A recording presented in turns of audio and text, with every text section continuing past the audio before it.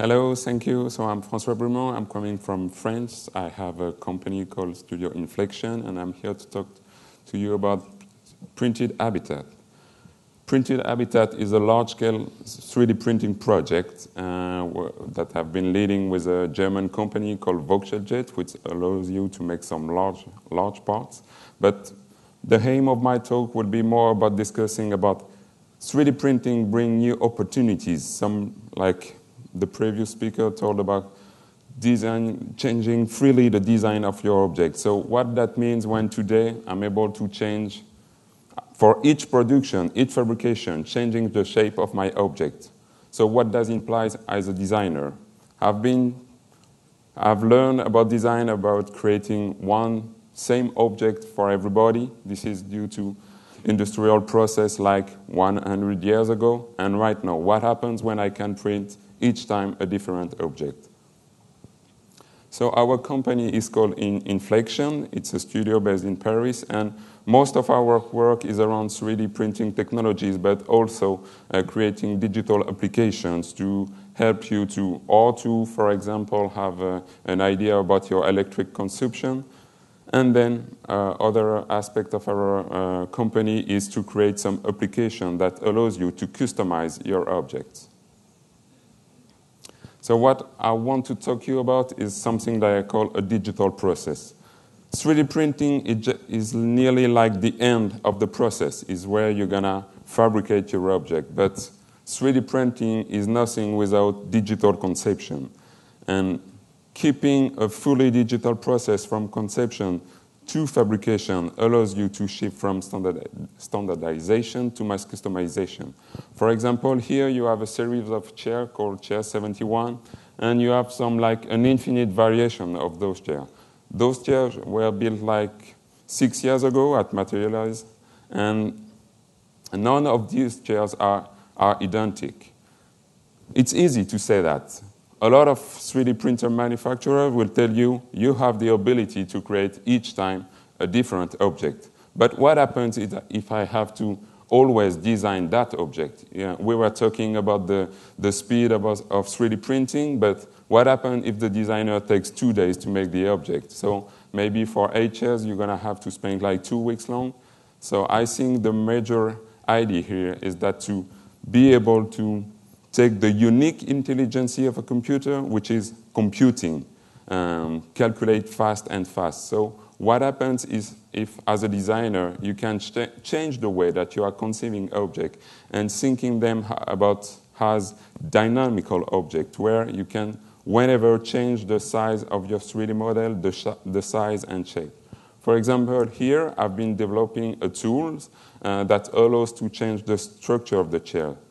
Like 6 years ago, when I built those chairs, few people were able to tell me, you have to do this to make a 3D printed chair, because we didn't have at that time enough knowledge about resistance, about that material for 3D printed, let's say, everyday objects. So my aim was to find a way to create some different structural patterns, but I didn't want to design precisely all of that patterns, because I could have spent times and times to make one and then a second one. So here I've made a program that allows to generate an infinite possibilities of those patterns.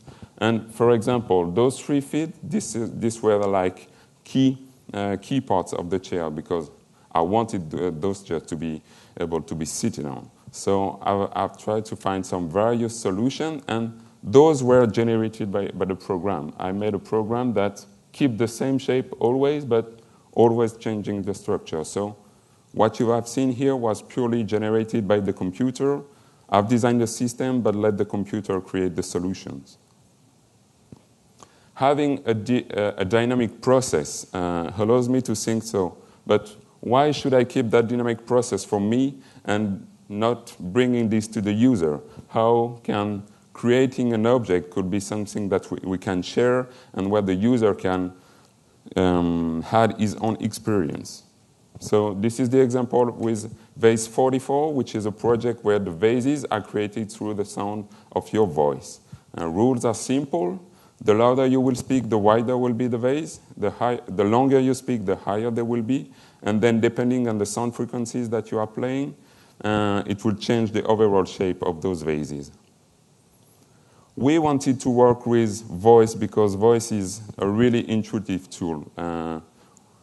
What I will discuss is not to say, let's create a 3D modeler program and where everybody will be able to make its own object. There are a lot of 3D modeler right now, and I think that my aim as a designer is to keep creating and offering user a useful object, but letting him the opportunity to transform it. So here, for example, you see that there are some variation of it. And for example, the first one downstairs are just some louder but short sounds, while the other one are longer sounds. So it's easy to play with the tools and to create your really own version of the vase, and depending also precisely on the needs you want, if you want to have a lower vase or a bigger one.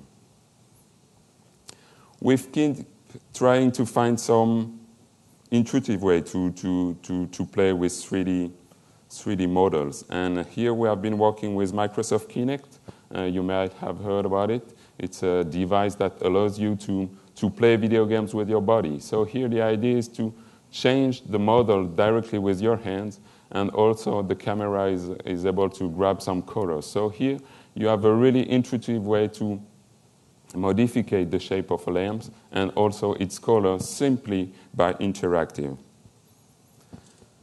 You will see here that the shapes may look like a bit complex, but also a work for a designer is to find a way to bring such complexity, but effortless. How you can bring that complexity without spending years and time. So here the user is really playing in real time and the shapes evolving directly. So that means that if you want to bring some customized solution to user, they might have the possibility to understand how it works. For example, if I move my hands like this and then I wait for 10 seconds to see the result, I will never be able to understand what happens. So bringing some customization means also bringing some knowledge and interactivity. So Printed Habitat Project is the same approach, is how we can bring some really personal solutions inside your home based on digital conception and digital fabrication. How can I reach to have like a dynamic system, a system that can adapt to whatever solution? I think that coding can become a new tool for designer. It's not can become. I'm sure that coding is a new way of creating, of conceiving design. For example, here coding allows me, for this Printed Habitat project, to create an overall organization. And then later on, the software will be automatically bringing all specific parts, combining them together. We will later on understand what it is, but here, as with the chairs, I never designed precisely every part of the Printed Habitat project, but I let the system organize it by itself. The other aspect for sure is fabrication. Fabrication here was made possible with Voxeljet, who has created this large-scale 3D printer that allows you to print like 4 meters long, 2 meters wide, and 1 meter 8 parts. They are working with sand materials. So what interesting, we were talking about the cost of material. Plastic material are nearly like $50 per kilo, while here it's around $50 per ton of sand. So here you have a really, really big machine and with a really, really low-cost material.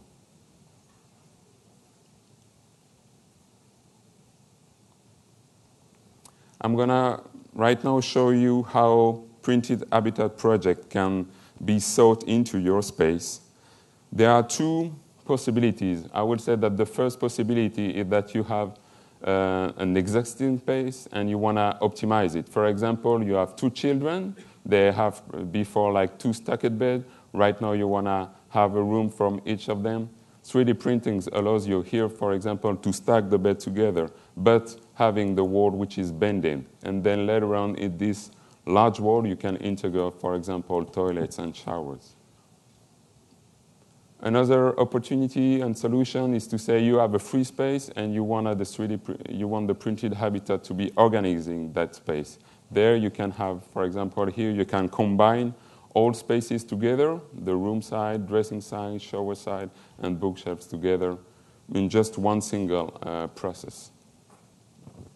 We're going to have like a room view of the project.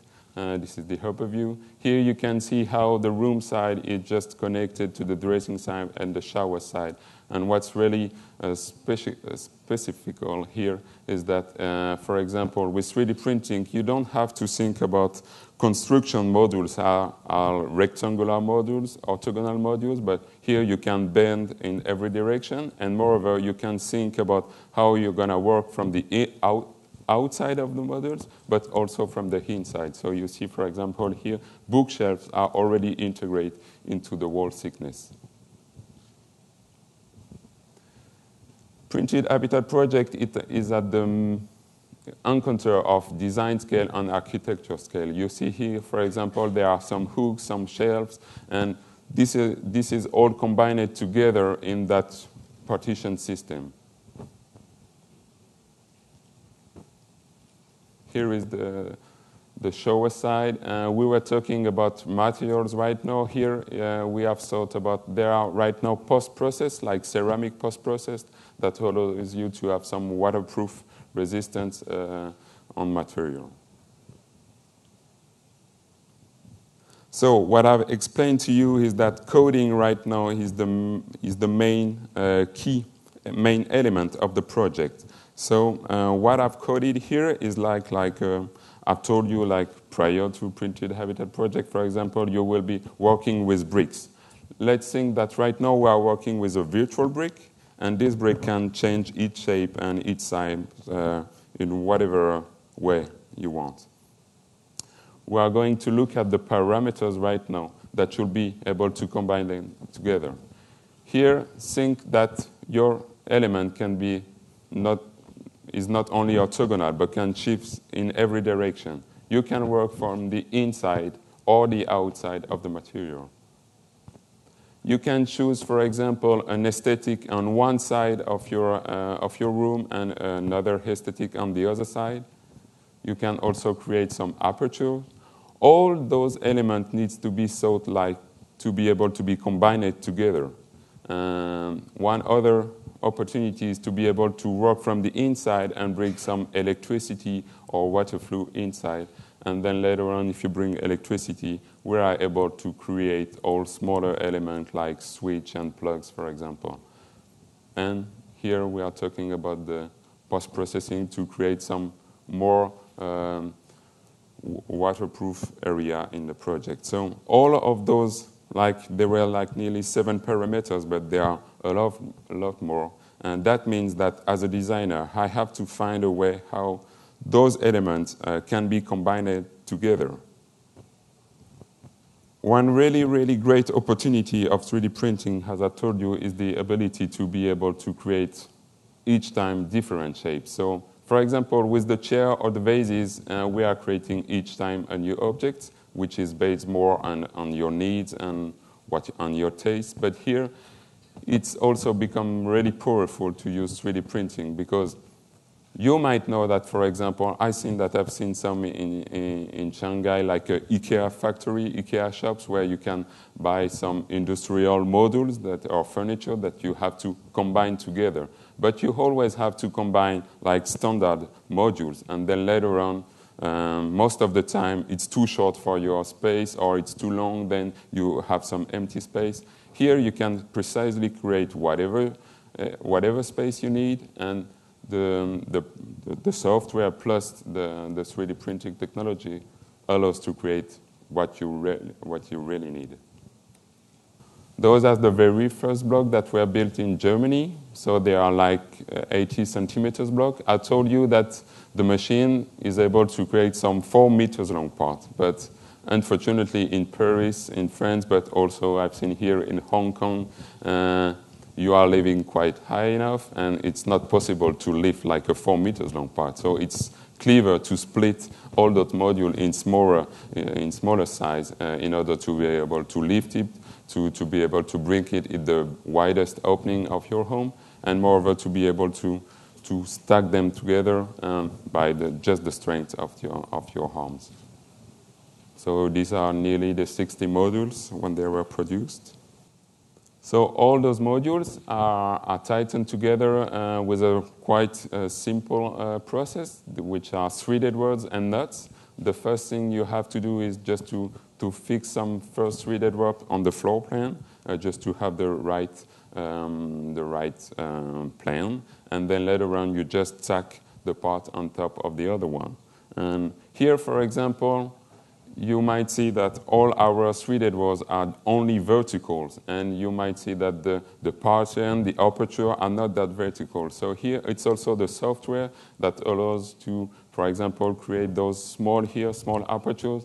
It's just distributing the aperture from one side to the other side of the threaded words. Like this, you leave the intelligence on the software to have a really real organization while thinking about, I need to make an aperture here, another one here, another one here to be able to make this. No, here it's fully automated. Regarding to the cost of a project like that, today it's quite too early to speak about cost. I told you that 1 ton of sand material is nearly like $50. Voxeljet is right now working on a concrete material. I hope that this concrete material will be in the same price range.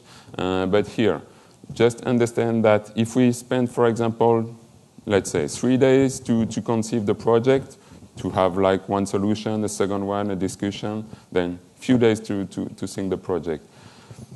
The whole project here, when it's disassembled, it represents like a third of the full machine. So the full machine we can build the full machine in like 3 days. So there is nearly 1 day of fabrication here. There are some few post-process, but we can say that in nearly 2 days, everything is fabricated. And then later on, when we assemble this like in 4 hours. So that means that in nearly 1 week, it's able to bring all of this inside your home. While if you use some standard, traditional way of building such a thing, it could take like 2 or 3 weeks or nearly 1 month. So I think that we must understand that economy around 3D printing is you have the cost of the material on one side, but also try to think about the time you can earn with working with 3D printing. So this is the first prototype that was made. As you may look at it, it's just the exact representation of what was previously some 3D renderings. It's just the same what I've been seeing in my computer for months and months. It became real, and it became real exactly as on my computer screen. Here, for example, you can see the various aperture, and you have some shelves here. The strength of 3D printing, one more time, and digital conception. If, for example, you want to bend more your wall, the shelf will be adapted automatically. And one other aspect is that later on, this is your first project, and then 2 years after, you want to have a longer bookshelf, for example. We are able to take some parts out and then to reprint some more, and then you can extend your previous project. So this is what is really interesting in keeping the whole digital files through the process, is that you can change whatever you want and then update the project. Here you can have a view on switch and plugs. Those are supposed to be built in plastic, and they are supposed to be conceived according, especially on the aesthetic you want to have, for example, or whatever bending of your wall. It's the same thing for the hooks, for example. Here, none of the hooks was especially designed to be there and one other there. They were automatically shaped by the wall itself. Regarding the horizon of this project, right now, we are still working on the development of that project, but I think that there are right now clearly two ways about how we can thinking about using 3D printing inside home area. One scenario is like the B one, the one that you saw, is that building the part in a factory, then shipping the part on-site and fabricate on-site. While, for example, if you want to make a larger home, we could think better about moving the printer on-site and then being able to build some 4 meters long parts and connect them together just on-site. I want to thank you for inviting me, and I have to thank the VIA, which is a French organization that helped me and gave me a grant to make that project, and Voxeljet, which was really implied in that project development. Thank you.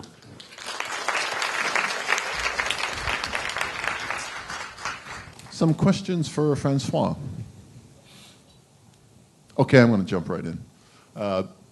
You were talking about how 3D printing has changed the nature of design practice, and you, like me, learned a certain way to design things based on traditional manufacturing. Have you given it any thought to how design education would change, and what would be the things that you would suggest students today study in preparation for this new approach to creating things?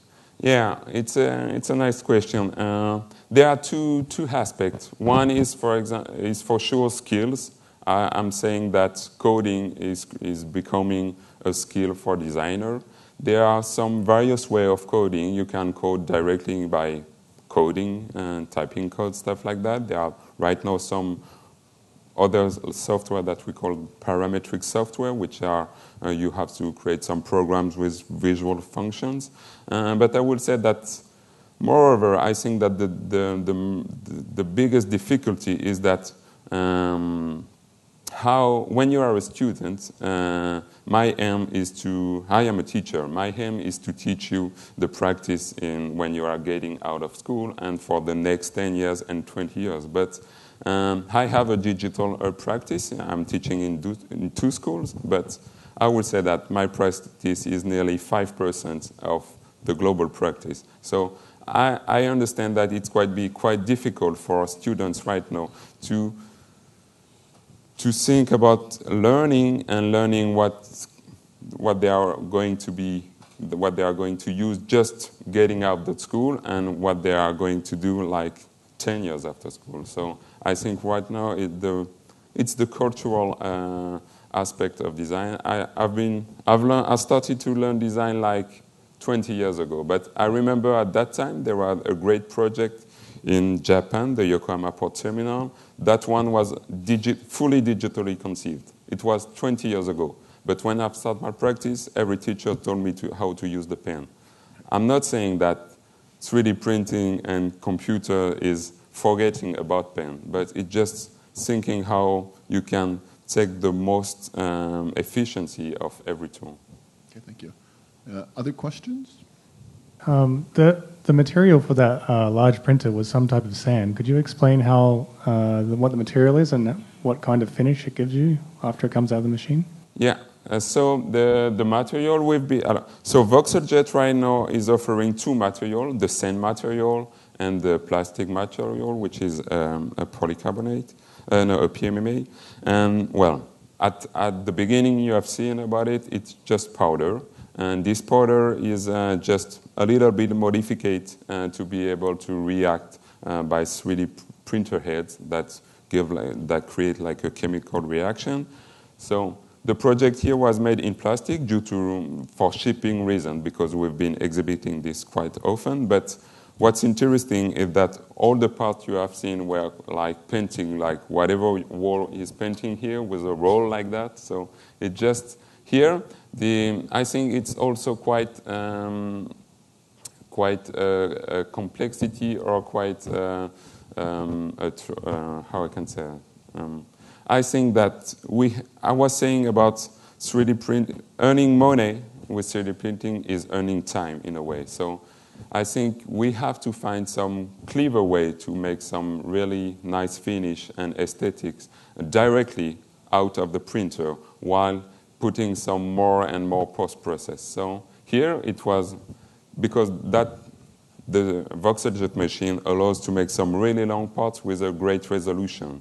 So this is what was really easy to work with here, is that just one layer of painting and it was done. So. And we have time for one last question.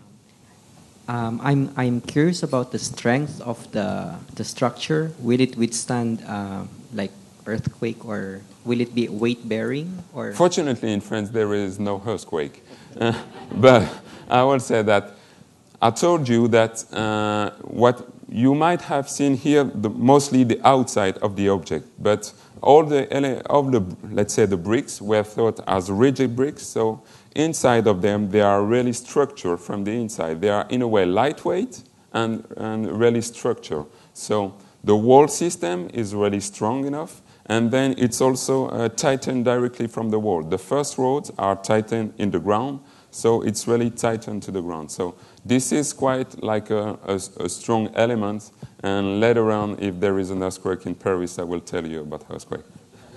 Thank you very much, Francois.